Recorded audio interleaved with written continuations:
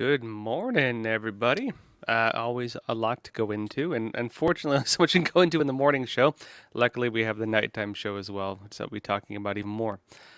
There was some big updates yesterday about recently about the No Labels Party. Senator John, remember some of the news coming up for a while was that Senator John Manchin, who you could, I mean, he was a Democrat, but he's one of these Democrats who's like, I didn't leave the party left me. He's one of those types. He was one of the ones who refused to break the filibuster with the rest of the Democrats on a couple occasions. He's regarded as a moderate. Honestly, I feel like he's kind of in a funny place. He's losing his base to an extent because he's voting against the Democrats. He's going against his party. At the same time, he's not a Republican. And so when it comes to being reelected and so on, I don't think Republicans are going to vote for him. And so in a way, he kind of torpedoed his own career in order to stand by his values, in order to stick by his political values. And all power to him. To be totally honest, I think there are not a lot of people who would be willing to destroy their careers in order to stand by something they believe in. When facing something that they don't believe is ethical. But unfortunately, that's part of the nature of partisan politics, and the thinking among a lot of folks when it comes to we have a two-party system, right?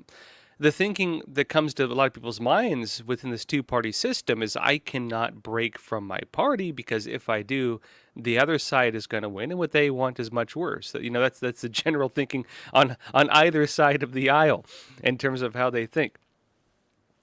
The big risk you've been having, though, is a third party or even a fourth or fifth party. Now, the reality is, and I'll get into this in a bit, the Republican Party of old and the Democrat Party of old, both of them are technically gone. Both of them have transformed into different parties.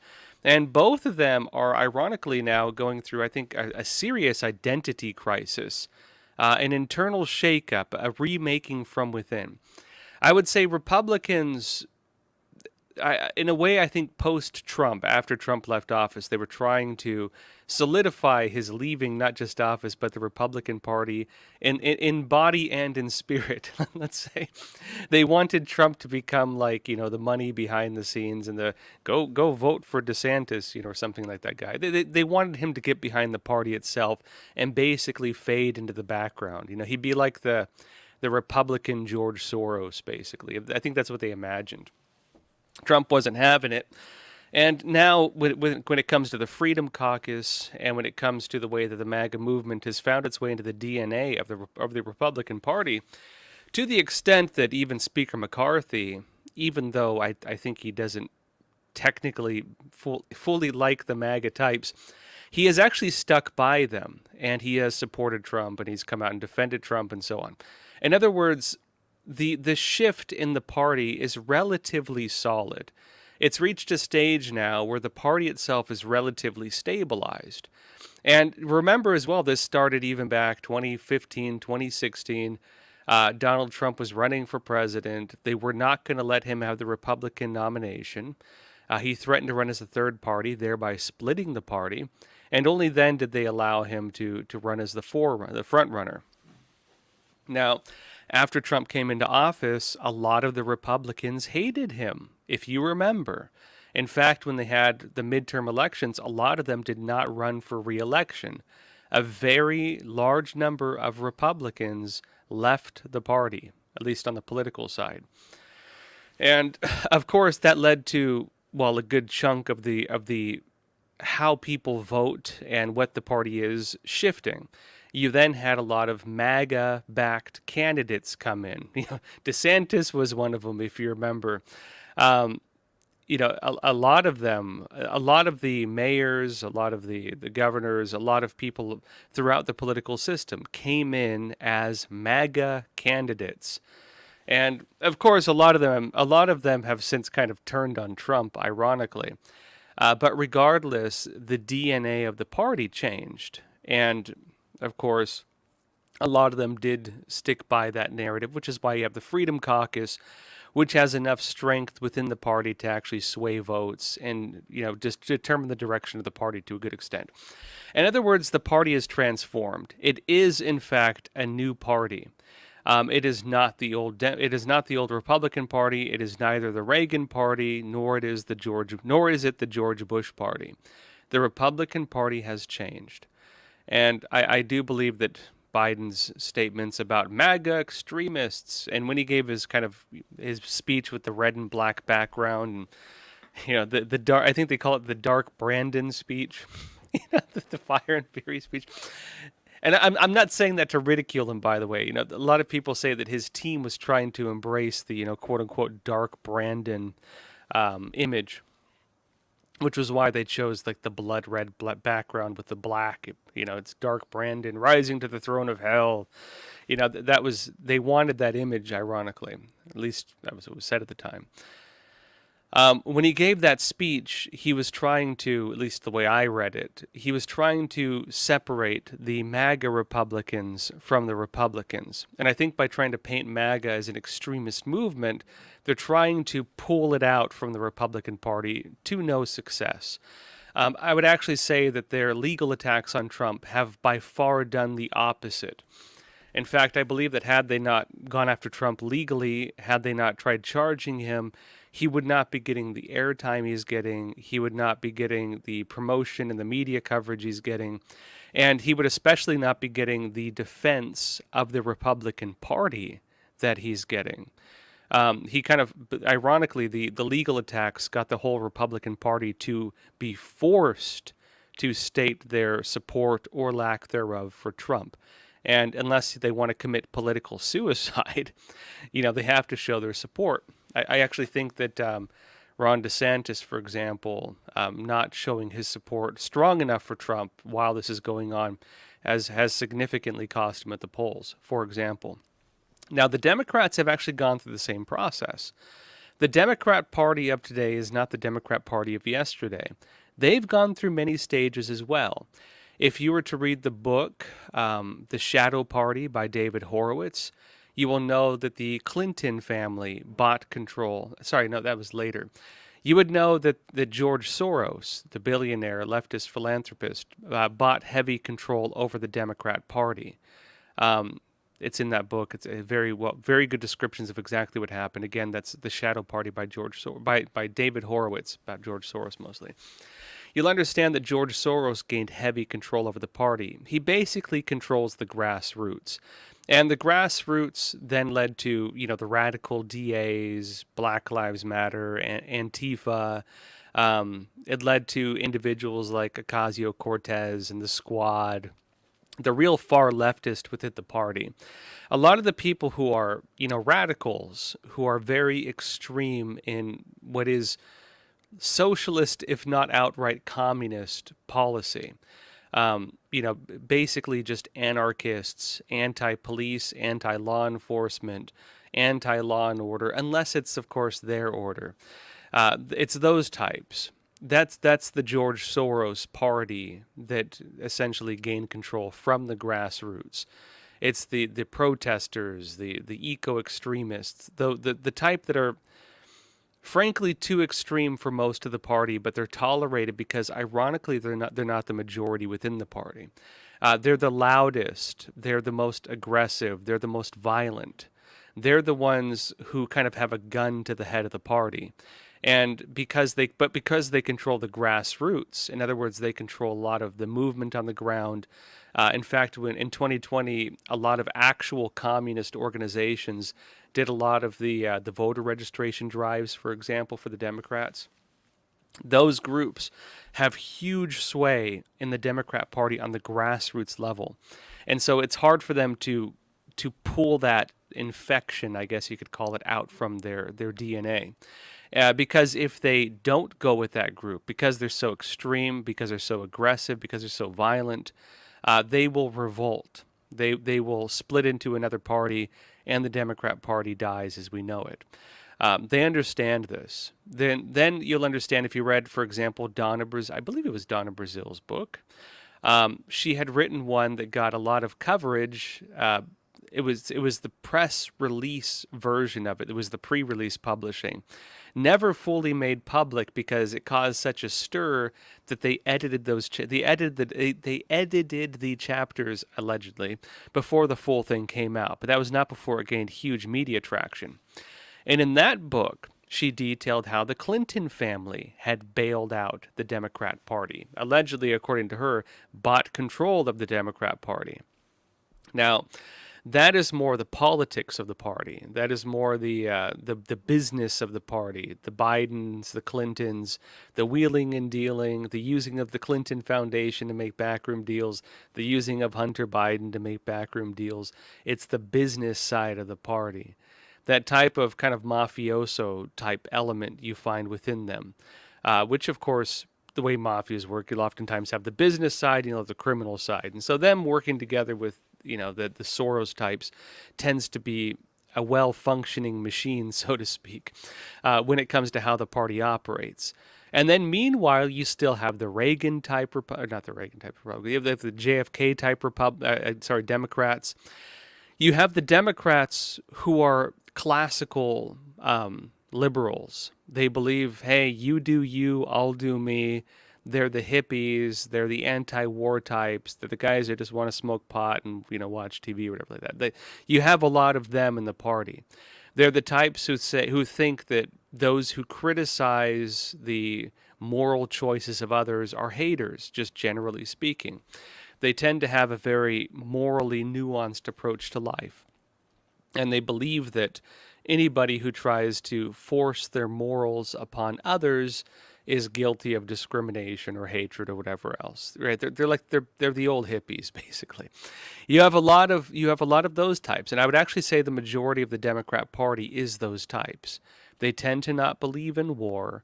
They tend to be more environmentalists. They tend to very much be against, ironically, big corporations.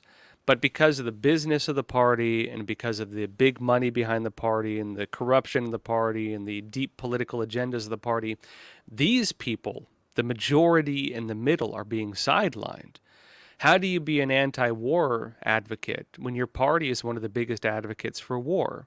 How do you be an anti-corporation advocate when your party is accepting, gets most of the corporate money, when ironically just about every corporation, every big one in the country is backing your policies? How many countries how many big corporations change their flags to the rainbow color every, Gay Pride Month? Most of the big corporations are working with them. Then you have, of course, ESG and the globalist agenda, which has forced the hand through investment of a lot of these companies. So they become the party of big business. They become the party of corruption and, mafioso type stuff. They become the party of radicalism. They become the party of war, advocating for war. They become all the things that the people in the middle have trouble with, in other words. And they've been dealing with this for quite a while. I think they tend to march in lockstep, and they tend to get pulled along by the most extreme of their group while trying to censor anything that would expose the criminal aspect of it or like the real news aspect of it, because these things are so damaging to them. It risks splitting the party. And so, really, and then the unions, as Crash Bandit is noting, the union, they have the unions as well. Even big pharma, that used to not be a thing. That used to be the Republicans, is of course heavy behind the Democrats. You have that, and so they're risking a breakdown in their party. They're risking splitting not just into two parties, but into several parties. Splitting into the Socialist Party, maybe even splitting into the Communist Party, splitting into the Moderate Party, splitting into like the Business Party. They are actually several different parties.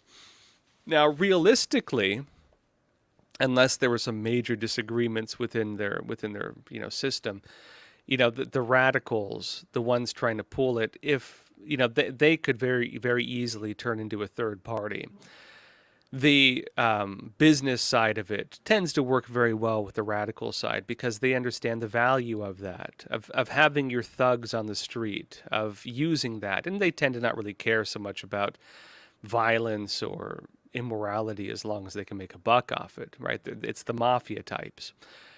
The issue they have is more the moderates who disagree with the business and the grassroots of the party. And realistically, being real, the breaking away of the moderates is the biggest threat to the Democrat Party. Um, Now, briefly on that, before I talk about no labels, you have something similar with the Republicans. You know, if you talk about Mike Pence and Nikki Haley, they're war advocates. Um, they're looking to get America, it looks like, dragged into World War III, you know? And of course they would argue it's inevitable, Russia's rising, and hey, better to finance their defeat so we don't have to sacrifice our young men and women to defeat them in the future. You know, they're very much about foreign relations and so on. But, you know, that's the old guard Republican Party. I think the Republican voting base has largely rejected that type of, you know, war party. And so the idea of the Republicans taking back on that side of politics, the war and the, you know, big pharma advocacy and, you know, for example, the big corporations, I think that I don't think the Republican Party is going to go back to it. And so the Democrats are largely stuck with that side of it. Hence, that brings us to what's happening now, the rise of a third party. Let me show you this, Washington Examiner. Third party, no labels, planning 2024 nominating convention in April. It says the No Labels third party announced Sunday that it plans to hold a nominating convention in April for the 2024 presidential elections. Former Senator John Lieberman, the founding chair of the centrist group, said on Fox News Sunday that the group is looking to select its nominee for 2024 in Dallas in April 2024. They note that Senator Joe Manchin, again, who was the one who was breaking from the filibuster and so on, looks very likely to be the group's candidate. They may make him the candidate, though he has not fully committed one way or the other. However, he has teased at the possibility in recent months. In my opinion, this is how I see it. Joe Manchin he's been pushed out of the Democrat Party, and he also is not a Republican, and so the Republicans are not going to vote for him. And as far as I see it, this is very likely his only political future. I think he's very likely to do it. And he could back a more centrist, more moderate approach to the politics. Realistically, the No Labels Party, depending on how they work, could technically function very much like the Libertarian Party, where the Libertarian Party and the Republican Party, they do tend to have some overlap, although libertarians tend to be more classical liberal than they do conservative, right? Typically, they're people who operate on the, you know, I'll do me, you do you. Ironically, they're more in line with the moderates, the Democrats. The difference being they tend to be against, you know, war policies. They tend to be against things that restrict business. And as Democrats have become more socialist and advocating against business and, you know, pro-high taxes and so on, they've lost the libertarians. But the libertarians, a lot of them will still vote Trump and so on like that, right? You do have libertarians who've aligned behind, you know, the kind of the new party on the conservative side. And so you do have a lot who will vote Trump. Now, would the third party, No Labels, although they very likely lean more Democrat than Republican, would they go that way? Possible. At the same time, too, there's the RFK Jr. threat. If RFK Jr. were to break from the Democrat Party and join the No Labels Party, they would probably take enough votes with them where they could outvote the Democrat Party. I'm calling it right now. I know polling, you'd argue he only has 10% of the vote or 15%. He could capture enough of the middle of the road Democrats if he wanted to, that the party would die. And so the Democrats are facing that coming to God moment, so to speak, where they're risking losing the moderates. And if that happens, we could see a political shakeup in this. And on that note, too, if the No Labels does in fact become a true moderate party, you could expect even some of the anti-Trump Republicans to even go to it. You know, so it could take some of that voting base as well. I would actually argue at this point, by the way, that Ron DeSantis and a lot of his supporters seem to hate Trump enough interestingly, that a lot of them, I don't think they'll ever vote for Trump, at least not the more hardcore ones. And so it's possible they could go for a third party as well. I do think you'll see this. And by the way, RFK Jr., based on polling, does seem to resonate pretty well with moderates. Ironically, he overlaps with some of Trump's base, even on that. And so you could actually see a big shift. Not clear if RFK Jr. has any interest in this. He's saying he's a Democrat for life. So, we'll see. It's a big shift taking place. And again, we'll see where the coins fall. That said, let's jump over to Epoch TV. I want to talk about retail theft costing technically $86 billion last year, expected to be over $100 billion in losses this year. And I'll explain why that matters.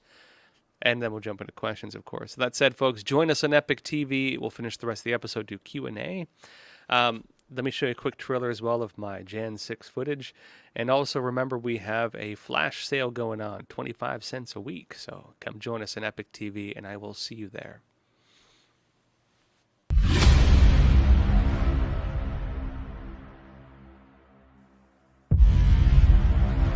What was the process of actually putting this all together? Many hours of finding the right camera angles and watching it. The first trouble started just after 1 o'clock. 45 pages, here it is right here. Donald Trump has been indicted. Somber day for the country. This all happened before President Trump's speech was over. The founder of the Oath Keepers militia group is headed to prison for more than 18 years. His lawyers didn't have this video. The video we're watching right now, his own lawyers did not have. There was a big question of what did the people do who actually did enter the building. This is where we picked it up with the security footage that is new. At this point, the story dramatically changes. The New Jersey man who assaulted a Capitol police officer on January 6th has been sentenced. So this was withheld. This was not shown to the defense. That could be considered exculpatory evidence. This doesn't seem like what a lot of the media is showing. It's going to change narratives no matter what your political perspective is.